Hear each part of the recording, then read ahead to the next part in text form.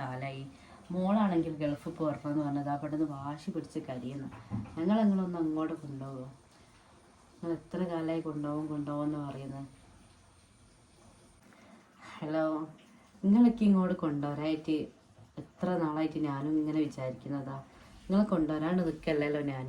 എൻ്റെ കയ്യിൽ പൈസ വേണ്ടേ? നിങ്ങളെ കൊണ്ടുവരാൻ റൂമിന് പൈസ വേണം, പിന്നെ ഭക്ഷണത്തിന് പൈസ വേണം. ഇങ്ങോട്ട് കൊണ്ടുവന്നിട്ട് കാര്യമുണ്ടോ? നിങ്ങൾക്ക് തിന്നാനും കുടിക്കാനും നിൽക്കാനും ഉള്ള സ്ഥലം വേണ്ടേ?